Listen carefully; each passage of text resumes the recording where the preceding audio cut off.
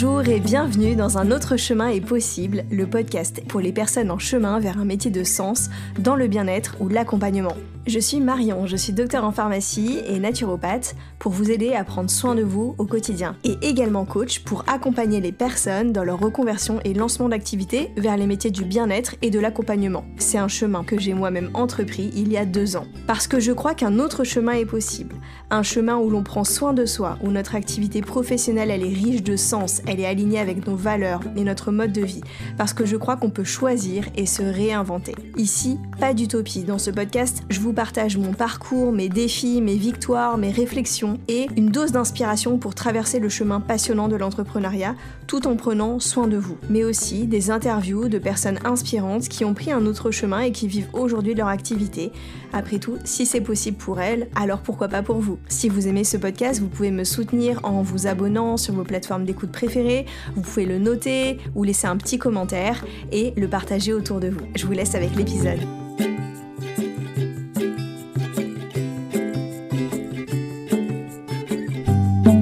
Bonjour à tous, j'espère que vous allez bien. Je suis ravie de vous retrouver pour un nouvel épisode du podcast Un autre chemin est possible. Je continue sur la thématique de se créer un écosystème soutenant que j'ai commencé avec le précédent épisode sur le format Mastermind que vous avez peut-être pu découvrir. Et aujourd'hui, je voulais continuer avec vous cette exploration et continuer de vous emmener dans les coulisses de l'écosystème de soutien que j'ai pu me créer ces dernières années depuis que je suis à mon compte, puisque quand on est entrepreneur, c'est vraiment essentiel de s'entourer et de bien choisir ces personnes, puisque ça peut vraiment être moteur et très encourageant. Et donc dans le dernier épisode, on a exploré plutôt le format groupe, mais parfois, le groupe, ça peut être soit difficile à trouver, soit intimidant, ou tout simplement ne pas nous correspondre. Et du coup, j'aime aussi beaucoup l'option du business friend. Alors, business friend, c'est simplement une personne en particulier avec qui on va créer une relation d'entraide sur nos projets professionnels. Donc, c'est vraiment une forme d'amitié professionnelle, mais qui, contrairement à un statut de collègue, où peut-être qu'on peut se soutenir, mais c'est plus le fait qu'on travaille dans la même entreprise qui fait qu'on est collègue, on va vraiment se choisir et s'apporter mutuellement du soutien, un regard sur nos projets. Enfin, c'est vraiment une dynamique qui est intentionnelle. Donc je vous amène à la rencontre de Céline Gérard, qui est donc ma business friend depuis 3 ans.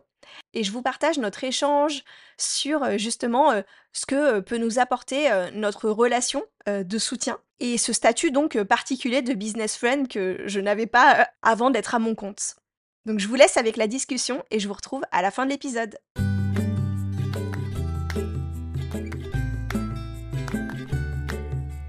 Bonjour Céline. Bonjour Marion. Alors pour commencer, est-ce que tu veux bien te présenter? Oui, bien sûr. Donc, je suis Céline, j'ai 36 ans. Je suis professeure de yoga Kundalini et de méditation.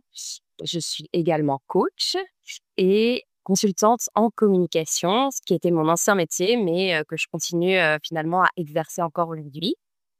Voilà, on s'est connus ensemble en école de naturopathie. C'est là-bas qu'on s'est connus à Paris et aujourd'hui, j'habite aux Philippines avec ma famille depuis 1 an. Oui, effectivement, tu as raison de le rappeler, on s'est connus en 2021 au Sénato, dans notre école. On a fait une partie de notre formation ensemble et ensuite, toi, tu as une petite fille pendant la formation, donc tu avais changé de promo à ce moment-là. Et ce qui est chouette, effectivement, c'est que notre groupe de soutien, parce que l'objectif aujourd'hui, c'est de parler comment on a créé un groupe de soutien toutes les deux, un binôme. On peut l'appeler sous plein de formes différentes. Traditionnellement, ça s'appelle un peu business buddy, business friend. Mais nous, c'est pas vraiment le mot qu'on utilise forcément. Je pense qu'on se dirait peut-être avant tout amis, tout simplement. Mais c'est vrai que au-delà d'une amitié classique, on partage beaucoup de choses dans la sphère professionnelle et on a vraiment mis en place une sorte ouais, vraiment de soutien mutuel pour s'accompagner. Et ce groupe perdure du coup, même depuis 1 an que tu es partie vivre à l'autre bout du monde et qu'on a 8 heures de décalage horaire, quoi. Ouais, c'est ça. Super. 7 heures, ouais. Ouais, ouais, tout à fait et c'est vrai, on s'est rencontrés, à un moment donné où, justement j'étais enceinte et je pense que c'est aussi, ça qui, nous a rapprochés assez vite parce que toi, tu étais maman, tu avais l'anniversaire des 1 an de ton petit garçon à ce moment-là et je pense que voilà, ça avait été une année hyper riche, hyper dense pour toi. Voilà, toute cette question de la maternité qui est, waouh, qui est, folle quand on y pense et voilà, pour moi, on a commencé à effectivement à se connaître, comme ça et je pense qu'on a grandi vraiment mutuellement, nourris l'une et l'autre par nos intérêts en commun, nos passions communes et tu as raison de dire qu'en fait, c'est une belle amitié, mais aussi on a su reconnaître comment on pouvait s'apporter, sur le plan professionnel et c'est toujours toi qui utilisais ce mot de, je sais pas si on disait business buddy, business partner, c'était marrant. Quand on a commencé à s'intéresser à l'entrepreneuriat aussi toutes les 2. Donc vraiment, d'utiliser nos partages de connaissances, de pouvoir, voilà, s'apporter sur différents sujets. Du coup, la sphère professionnelle avec la maternité, la sphère professionnelle et tout ce qu'on découvrait ensemble. T'as raison parce que je pense que là où on s'est beaucoup retrouvés, c'est, comme tu dis, sur des intérêts communs comme justement une passion pour, le monde entrepreneurial pardon, qu'on découvrait et aussi la passion du coaching, et du coup, c'était des sujets qui nous rapprochaient et qu'on mettait en commun, qui ont peut-être, j'arrive plus à me rappeler maintenant exactement, mais permis, ce soutien mutuel qui a commencé à se tisser, dans la sphère, pro également. Oui, c'est vrai, c'est vrai. J'essaie de me rappeler à partir de quel moment vraiment on a changé de registre, c'est-à-dire de passer, vraiment de purement, naturopathie à entrepreneuriat. Je pense que ça s'est fait assez vite parce que peut-être, on n'avait pas la même approche de la naturopathie. Je pense qu'on n'était pas arrivé de la même manière et par les mêmes raisons. Donc ça nous a rapprochés à l'école. Mais voilà, toi, tu avais aussi ta formation, par exemple, de pharmacienne qui faisait que tu avais certaines connaissances sur lesquelles tu pouvais être un peu plus avancée, que tu nous partageais aussi quelque part. Mais c'est plus sur l'entrepreneuriat où, même si on a des dynamiques différentes, on a ce feu parfois de se saisir des sujets et de vouloir y aller à fond et bah, tu sais, j'aime bien d'ailleurs, c'est un des sujets qu'on aime bien aussi toutes les 2, c'est, l'astrologie. Voilà, je suis Bélier, du coup cette, flamme entrepreneuriale, voilà, qui m'a prise aussi. Mais c'est vrai que c'est toi, je pense, qui a été moteur au départ dans ce sujet, tu vois, d'entrepreneuriat, de bon, bah, voilà, qu'est-ce qu'on fait du coup de de de toute cette matière de la naturopathie? Comment on va la rendre vivante derrière? Comment on va se lancer, se faire connaître? Et je me souviens à ce moment-là que moi, j'arrivais de la communication et toi, justement, ce monde de la communication, tu commençais à l'appréhender, d'une nouvelle façon avec, les réseaux sociaux en lançant ton compte pro de zéro et tu étais vraiment animée par ça et oui, je pense qu'on a vraiment l'une et l'autre, été nourries par, nos chemins antérieurs et en regardant, tu vois, dans la même direction qui était d'abord l'entrepreneuriat et ensuite le coaching. Alors le coaching, encore une fois, c'est toi qui as été, quand même initiatrice puisque on était déjà très en échange et tu m'as dit un été, je sais pas si c'est raisonnable, mais j'ai très envie de me lancer dans le coaching, en tout cas dans une formation, parce que, pour mon intérêt personnel, je trouve ça passionnant et cetera et en me disant bien que, voilà, c'était pas dans un but, professionnel précis et en fait, tu t'es laissé prendre au jeu et finalement ça t'a dépassé quelque part. Ça a été génial et moi, de mon côté, qui m'intéressais au développement personnel depuis des années et qui, m'était jamais sentie, assez légitime, n'ayant pas fait, par exemple, après c'était mes croyances, tu vois? N'ayant pas fait psycho, hem, dans mes études, ce que j'aurais pu vouloir faire à un moment donné, je m'étais dit: «Pourquoi, aujourd'hui, je pourrais être une coach, une bonne coach?» Et voilà, je t'ai vu te déployer en tant que coach. J'ai trouvé ça génial et du coup, voilà, ça m'a inspirée. J'ai suivi tes traces. Je veux pas être trop longue non plus, mais c'est vrai que c'est toi qui as déroulé un peu le chemin et on a toujours été l'une et l'autre, très enthousiastes, en fait, de ce qu'on construisait. Ouais, carrément. Et du coup, peut-être pour qu'on explique un peu comment on fonctionne, concrètement dans notre quotidien. Justement, bah, une fois par mois, on se retrouve pour une réunion, d'échange. On va se coacher l'une et l'autre. En général, on a un format d'1 heure et demie. pendant 45 minutes, l'une expose, vient avec ce dont elle a besoin, ce qu'elle a envie de travailler et l'autre prend vraiment le rôle de coach pour elle et à la fin de ces 45 minutes, on échange et ça, c'est une fois par mois. Alors ça l'a pas été, depuis le tout début, mais ça fait au moins plus d'un an qu'on le fait et entre-temps, c'est des échanges, WhatsApp sous forme de vocaux qui sont, quasi quotidiens de partage, de vie, mais toujours, la sphère pro prend énormément de place. Est-ce que tu vois autre chose dans notre mode de fonctionnement? Tu l'as bien résumé. C'est vrai que ça a commencé effectivement, alors au début, on se voyait, à l'école, mais assez vite, voilà, j'ai changé de promo avec l'arrivée de ma fille et on a continué effectivement des échanges audio qui ont toujours été très denses et dans lesquels on a d'abord beaucoup échangé et en fait, ces moments de coaching qu'on a institutionnalisés finalement, ça s'est fait à partir du moment où je suis partie à l'étranger et où il a fallu effectivement que le cadre soit un petit peu plus défini, certainement, de par le décalage horaire et tout ça.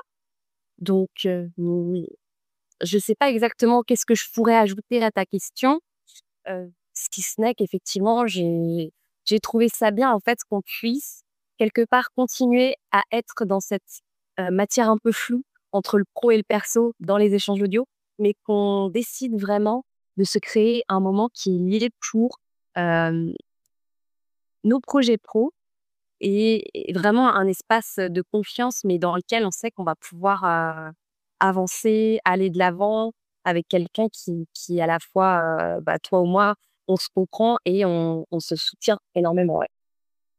Et du coup, est-ce que tu avais ce genre, de relation, amicale professionnelle, de soutien comme ça, avant en fait, de créer ça? Est-ce que c'était quelque chose que tu avais déjà expérimenté? Eh bien, pas du tout, je pense pas, vraiment et en y réfléchissant, en fait, simplement parce que mes autres, amitiés, elles se sont faites différemment, sûrement aussi, de rencontres, pendant les études, c'est vrai. Mais après chacun a pris des chemins différents, qui fait que finalement, j'ai jamais eu de but professionnel commun avec d'autres amis. Donc on peut toujours échanger, se donner des points de vue et cetera, mais vraiment, là, on a construit quelque chose où on regarde dans la même direction, même si évidemment on n'a pas les mêmes buts professionnels exactement, mais il y a quand même quelque chose de vouloir explorer ce que c'est que l'entrepreneuriat, se lancer dans le coaching en tant que pour moi, le coaching autant que la thérapie, c'est vraiment un espace, où on prend soin de l'autre, où on est à l'écoute, il y a des règles. C'est un espace justement qui demande une grande déontologie et je pense qu'on a eu besoin aussi de pouvoir échanger sur tout ça, en fait. Qu'est-ce qui est possible, qu'est-ce qui n'est pas possible? Voilà. Donc effectivement, je pense que c'est assez unique pour moi dans mes amitiés. Ouais, pour moi aussi, je pense que c'est des circonstances, qui ont créé, ce besoin-là qui était pas là avant et le fait d'être entrepreneur, la solitude que ça apporte et le fait d'avoir ce besoin d'échange que je ressentais pas avant, dans mon espace, pro où j'avais mes collègues et dans le perso, j'avais mes amis et c'était un peu séparé finalement, il y avait pas ce besoin-là. Qu'est-ce que ça t'apporte toi, du coup, ce groupe qu'on a créé? Ça m'apporte un cadre, dans un moment de ma vie aussi où le fait d'être partie comme ça, loin à l'étranger, voilà, ça aussi, forcément, ça m'a fait re-questionner mon projet. Dans le sens où je suis loin de tout, de la France. Donc, comme toutes mes interactions, elles sont en digital, oui, ça m'a fait forcément re-questionner la façon dont j'avais envie de lancer mon projet entrepreneurial. Bah, ne serait-ce que, par exemple, comme je disais, j'étais professeure de yoga, je travaillais avec un studio. Là, il a fallu que je fasse autrement, tout simplement parce qu'il y a pas de studio autour de chez moi, parce que dans mon organisation personnelle aussi, c'était pas possible. Donc le yoga, c'est un exemple, mais voilà, donc vraiment un cadre, qui s'est distendu et le fait de pouvoir se faire ce point, une fois par mois, ça permet à la fois alors, c'est-à-dire qu'on a une dynamique qui est double, puisque finalement, moi, je suis coachée, donc je vais pouvoir avoir quelqu'un qui va venir me questionner sur mes propres questionnements, justement, de remettre un peu de clarté dans les choses. Et en même temps, moi, je vais coacher aussi. Et ça me permet de me remettre dans cette posture, ce qui est très important, en fait, de continuer à, oui, à être dans une posture de coach que finalement j'ai un petit peu, je pense, laissé dernièrement de par les circonstances. actuelle, tu vois? Et ouais, c'est ça, c'est vraiment un rendez-vous qui remet les pendules à l'heure. Ouais, je vois ce que tu veux dire. Moi, je dirais que ce que ça m'apporte, c'est, effectivement, la chance d'avoir aussi un espace pour moi où je peux me confier et avoir un regard, que tu as toujours très pertinent sur mes problématiques et comme si, moi je suis là engluée dans mon truc, que je vois pas et tout et tu vas arriver et un peu couper les choses genre, tac tac, avec, comme enfin je pense que tu as une approche des fois plus droite au but que moi où des fois je peux me perdre et me noyer dans quelque chose et tu vas me remettre, un petit peu, bah, sur des rails quand je vois plus, tout ça et j'aime cette dynamique d'échange parce que du coup, je reçois et en même temps, je trouve que parmi les relations que j'ai autour de moi, celle que j'ai avec toi, c'est une de celles les plus équilibrées en termes de donner-recevoir dans les relations.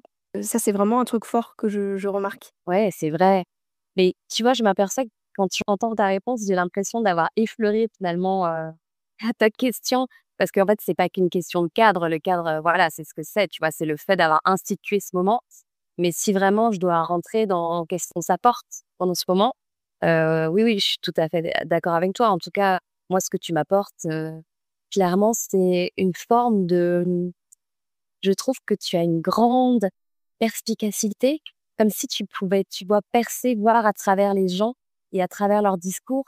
Et j'adore parfois me perdre un peu dans mon discours, comme on fait tous, tu vois, mais mon discours personnel, et que tu sais même pas me ramener à ce que je dis, c'est-à-dire que c'est même pas une synthèse, c'est qu'en fait, tu arrives à percevoir derrière ce que je suis en train de dire, quelle est vraiment l'émotion, la peur, la sensation que je peux avoir derrière et tu la traduis en mots et du coup, bah, évidemment, ça me fait avancer d'un bond, tu vois?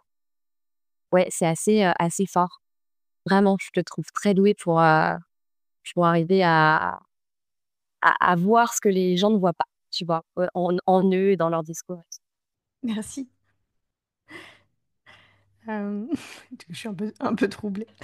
Est-ce que tu as un souvenir d'une situation, où ça t'avait vraiment, aidé, Oui, je pourrais en avoir plusieurs, mais alors il y en a un dont je me souviens assez nettement parce que ça a vraiment induit une action derrière. C'est du coup sur le yoga. Il y a eu un moment donné où je me suis dit il faudrait que je propose, je proposais des cours en fait en visio. J'ai commencé à le faire. C'était quand même très contraignant au niveau du timing et en plus, j'avais décidé de partir sur des formats courts qui me parlaient particulièrement à ce moment-là, c'est-à-dire une demi-heure.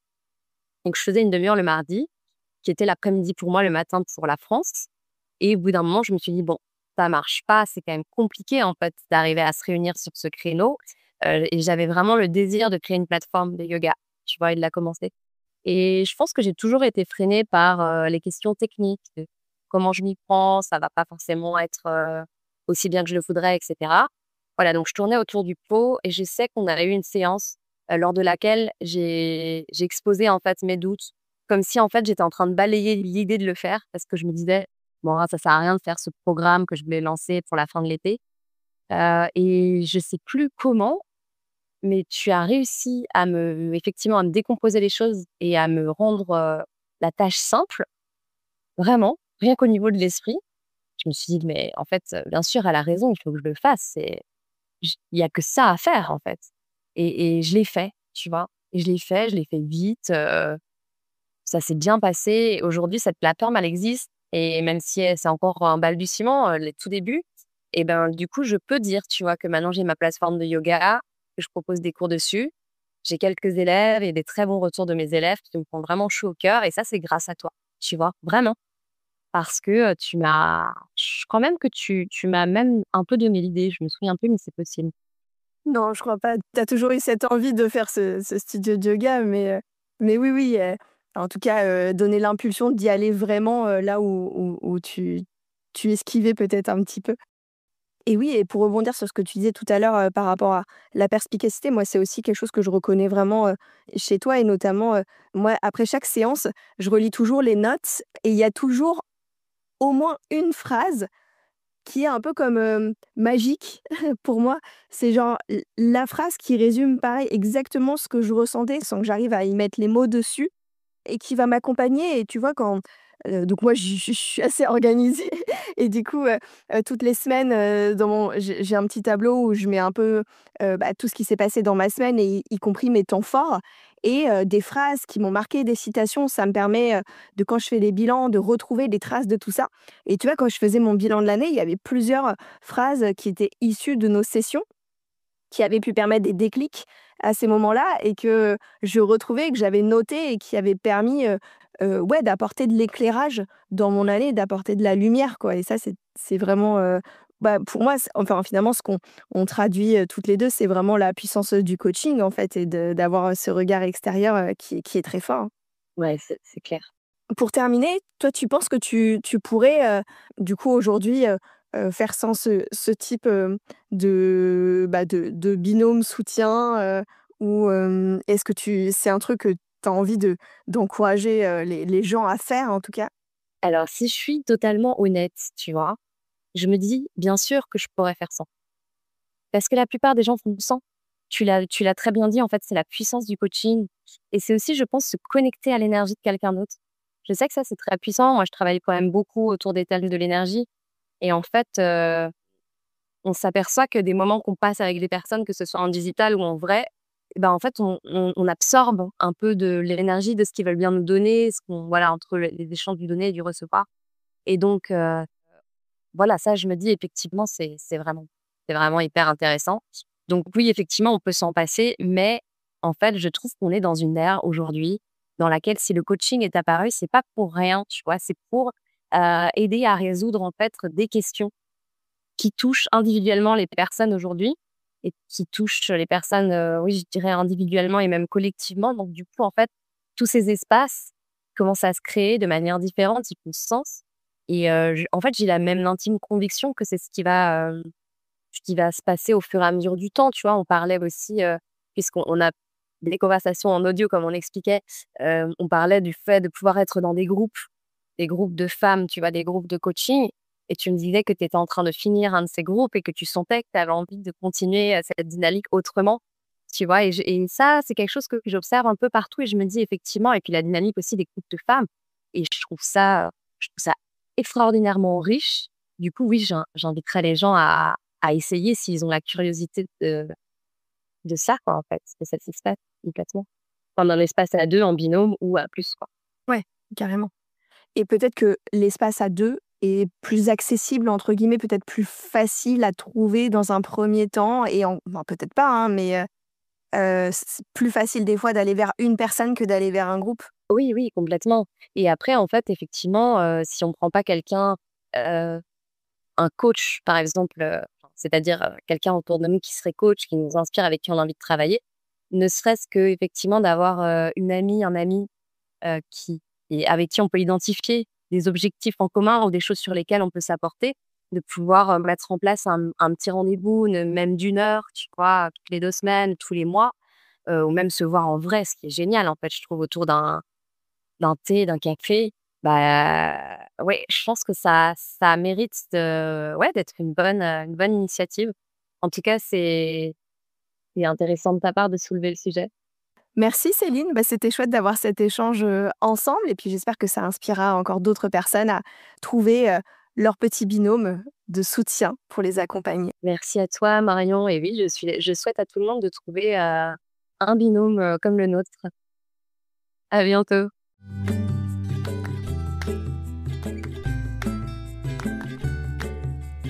J'espère que vous avez aimé cet échange et que ça a pu vous donner encore une autre étendue de possibilités, en complément du précédent épisode sur le mastermind.